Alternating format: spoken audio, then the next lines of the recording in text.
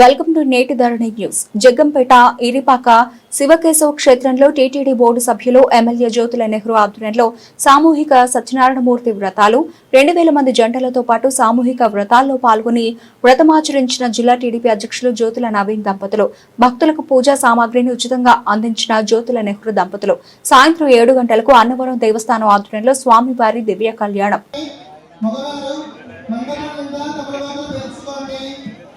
మిగిలినటువంటి తమలపాకులు కాడ భాగము మీకే ఉండే విధంగా ఈ ఎదురుగుండా ఉన్నటువంటి పసుపు వస్త్రం మీద బియ్యాన్ని మండపం నిండా సమానం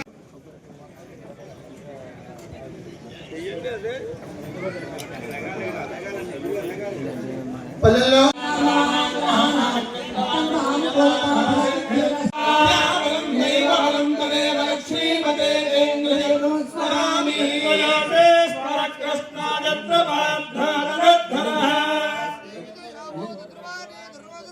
స్మృతే సకల కళ్యాణ భావనాదప్రదాదత ఓంనమస్తేక్షామదామ శరణోహరం సర్వదా సర్వకార్యే స్పష్టవయంతే ధారాస్తనవామభేమా అశ్యంద్రంతాం మృగభసయసత్వయాధ్యక్షేణ ప్రతనాదయేమా ఆవేవావహవేషంతు సర్వయంద్రావంతామరత హవాయ నమః. నాలుగో వారు ఆడవారు కూడా చేకడుకోండి. గోవిందాయ నమః. ఇద్దరు నమస్కారం చేయండి. గోవింద విష్ణు నమోదరాంధ్ర విక్రమ నమోదర శ్రీధర ఋషికేశామత్పరావ నమోదర సంగ్రష్టావాసనవావృతున్న అనిరుద్ధ పురుషోత్తమోక్షాలి. స్వామి యొక్క ముఖానికి కుంకుమ బొట్టు పెట్టి రవికల వస్త్రం మీద ఉన్నటువంటి తమలపాకులో పెట్టండి.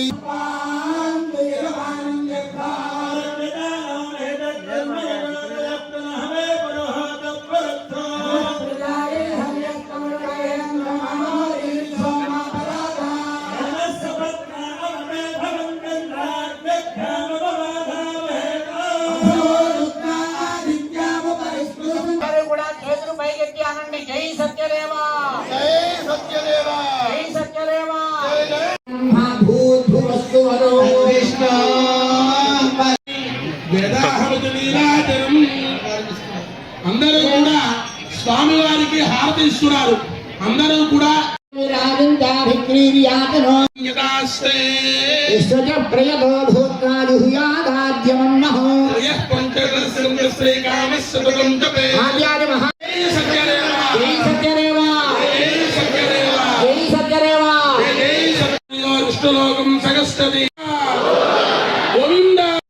లేచి నిలబడి నమస్కారం మంత్ర పుష్పం జరుగుతోంది. దండం పెట్టుకోండి. విశ్వాక్షం విశ్వశంభువం నారాయణం దేవమక్షరం విశ్వః పరమాన్ నిత్యం విశ్వనారాయణ నారాయణ పరో ధ్యాతా ధ్యానం నారాయణ పరః నారాయణ స్థితః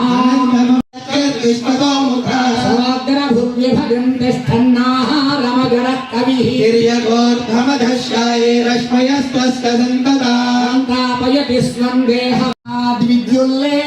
భాస్కరాశోకవత్సే పీతాభాస్కరతి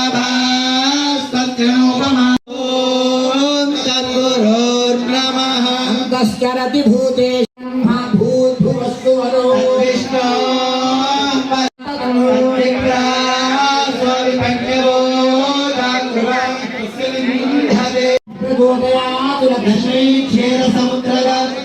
శ్రీరంగధామేశ్వరి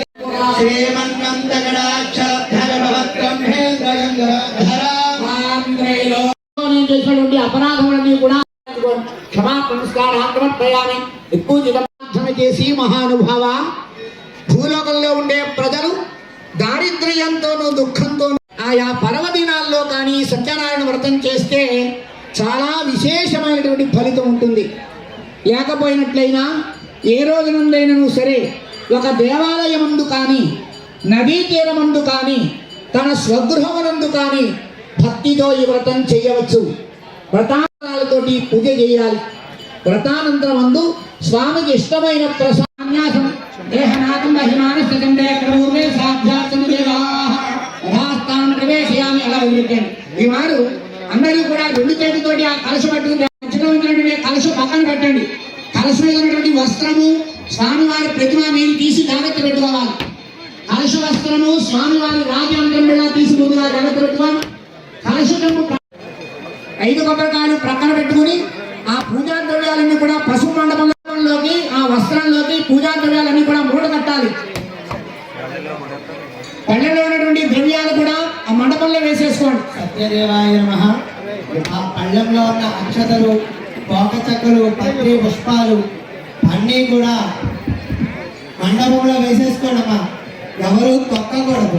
పళ్ళెంలో ఎటువంటి శ్రమాలు ఉంచొద్దు. పళ్ళెంలో మిగిలిపోయినటువంటి పత్రి పువ్వులు అక్షతలు అన్నీ కూడా పసుపు రంగు మండపంలో వేసేసుకోండి.